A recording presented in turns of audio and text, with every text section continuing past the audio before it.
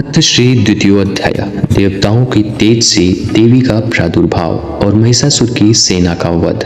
मध्यम चरित्र के विष्णु ऋषि महालक्ष्मी देवता, उष्णीक छंद, शाकंभरी शक्ति, दुर्गा बीज, वायु तत्व और यजुर्वेद स्वरूप है।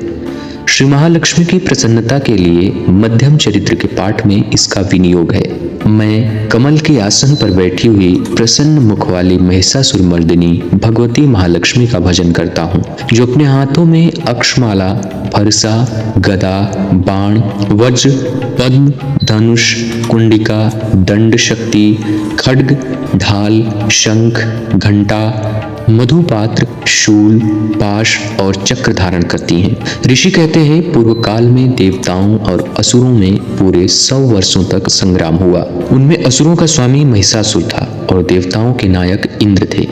उस युद्ध में देवताओं की सेना महाबली असुरों से परास्त हो गई। संपूर्ण देवताओं को जीतकर महिषासुर इंद्र बन बैठा। तब पराजित देवता प्रजापति ब्रह्मा जी को आगे करके उस स्थान पर गए जहां भगवान शंकर और विष्णु जी विराजमान थे। देवताओं ने महिषासुर के पराक्रम तथा अपनी पराजय का यथावत वृत्तांत उन दोनों देवेश्वरों से विस्तार पूर्वक का सुनाया।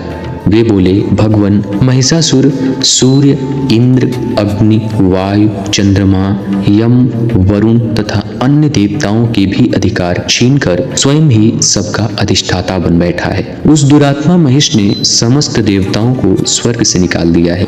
अब वे मनुष्यों की भांति पृथ्वी पर विचरते रहते हैं। दैत्यों की यह सारी करतूत हमने आप लोगों से कह सुनाई।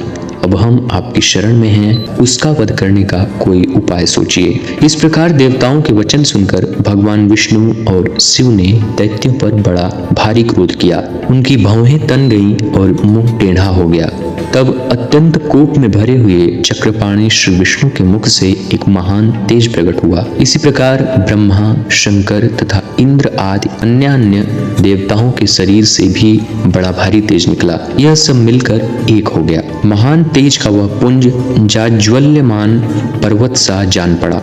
देवताओं ने देखा, वहां उसकी ज्वालाएं संपूर्ण दिशाओं में व्याप्त हो रही थी। संपूर्ण देवताओं के शरीर से प्रकट हुए उस तेज की कहीं तुलना नहीं थी। एकत्रित होने पर वह एक नारी के रूप में परिणत हो गया और अपने प्रकाश से तीनों लोकों में व्याप्त जान पड़ने लगा। भगवान शंकर का जो तेज था, उससे उस देवी का मुख प्रकट हुआ। यमराज के तेज से उसके सिर में बाल निकल आए। श्री भगवान विष्णु के तेज से उसकी भुजाएं उत्पन्न हुई। चंद्रमा के तेज से दोनों स्तनों का और इंद्र के तेज से मध्य भाग कटि प्रदेश का प्रादुर्भाव हुआ। वरुण के तेज से जंघा और पिंडली तथा पृथ्वी के तेज से नितंब भाग प्रकट हुआ। ब्रह्मा के तेज से दोनों चरण और सूर्य के तेज से उसकी उंगलियां हुई। वसुओं के तेज से हाथों की अंगुलियां और कुबेर के तेज से नासिका प्रकट हुई। उस देवी के दांत प्रजापति के तेज से और तीनों नेत्र अग्नि के तेज से प्रकट हुए थे। उसकी भौहें संध्या के और कान वायु के तेज से उत्पन्न हुए थे।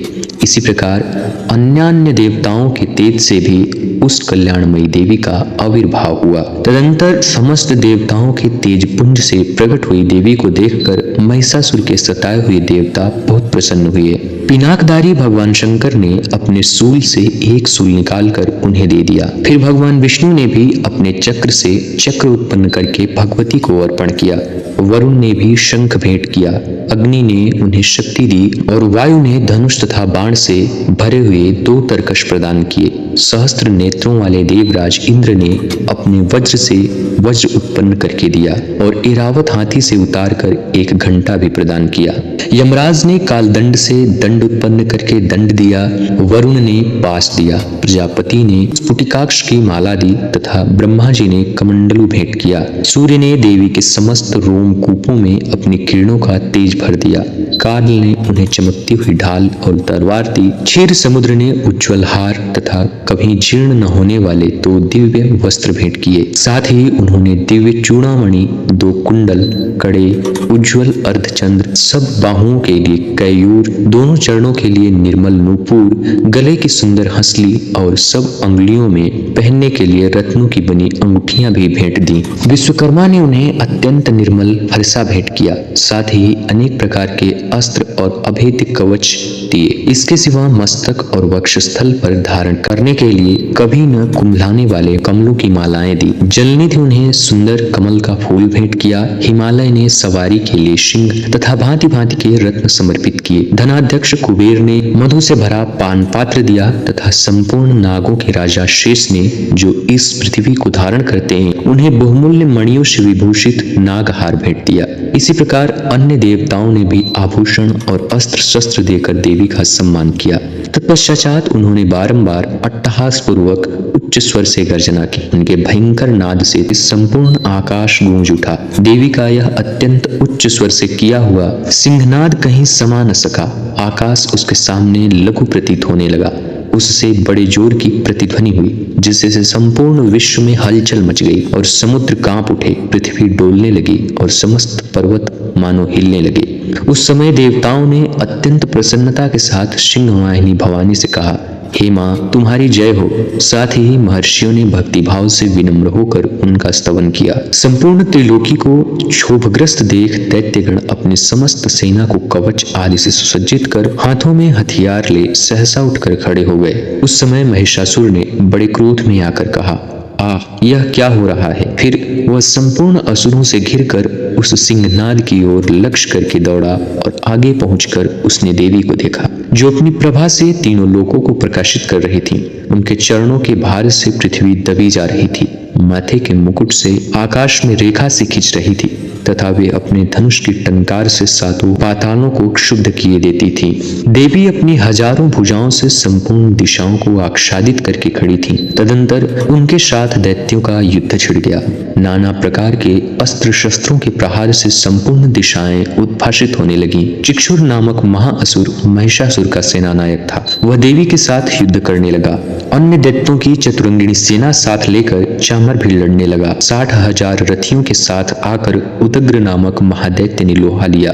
1 करोड़ रथियों को लाकर महाहनु नामक दैत्य युद्ध करने लगा, जिसके रोएं तलवार के समान तीखे थे। वह असीलोमा नामक महादैत्य 5 करोड़ रथी महासैनिकों सहित युद्ध में आ डटा। 60 लाख रथियों से घिरा हुआ बाष्कल नामक दैत्य भी उस युद्ध भूमि में लड़ने लगा। परिवारित नामक राक्षस हाथी पर सवार होकर घुड़सवारों के अनेक दलों तथा 1 करोड़ रथियों की सेना लेकर युद्ध करने लगा। विडाल नामक दैत्य 5 अरब रथियों से घिरकर लोहा लेने लगा। इनके अतिरिक्त और भी हजारों महादैत्य रथ, हाथी और घोड़ों की सेना साथ लेकर वहां देवी के साथ युद्ध करने लगे। स्वयं महिषासुर उस रणभूमि में कोटि कोटि सहस्त्र रथ, हाथी और घोड़ों की सेना से घिरा हुआ खड़ा था। वो दैत्य देवी के साथ तोमर, भिंदीपाल, शक्ति, मूसल, खड्ग, परशु और पट्टिश आदि अस्त्र शस्त्रों का प्रहार करते हुए युद्ध कर रहा था।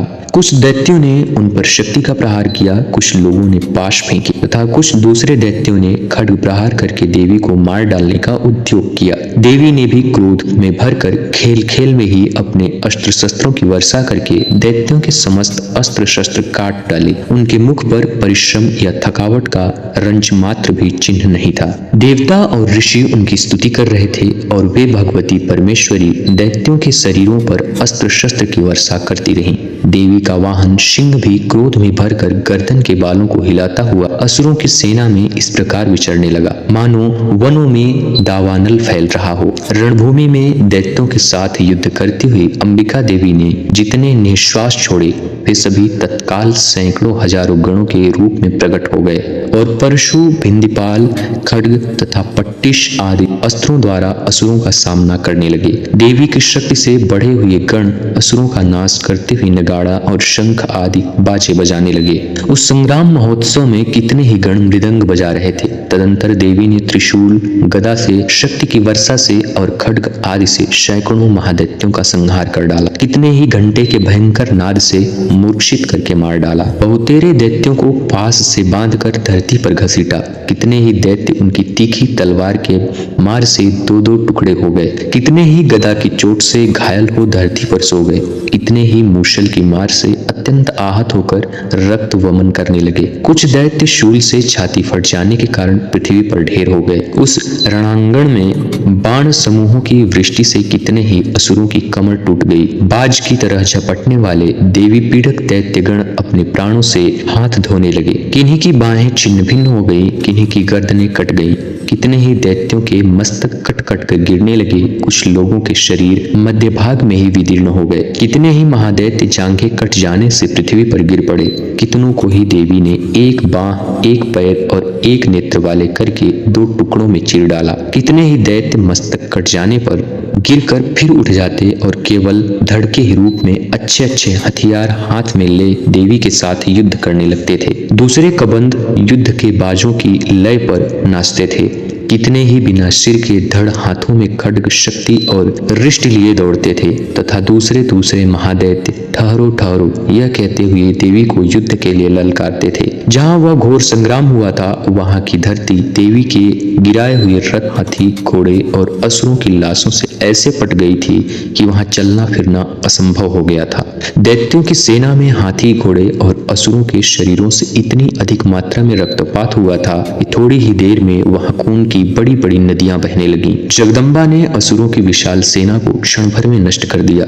ठीक उसी तरह जैसे तृण और काठ के भारी ढेर को आग कुछ ही क्षणों में भस्म कर देती है, और वह सिंह भी गर्दन के बालों को हिला हिला कर जोर से गर्जना करता हुआ दैत्यों के शरीर से मानो उनके प्राण चुन लेता था। वहां देवी के गणों ने भी उन महादैत्यों के साथ ऐसा युद्ध किया जिससे आकाश में खड़े हुए देवतागण उन पर बहुत संतुष्ट हुए और फूल बरसाने लगे। इस प्रकार मार्कंडेय पुराण में सावर्णिक मनवंतर की कथा के अंतर्गत देवी महात्म्य में महिषासुर की सेना का वध नामक दूसरा अध्याय पूरा हुआ।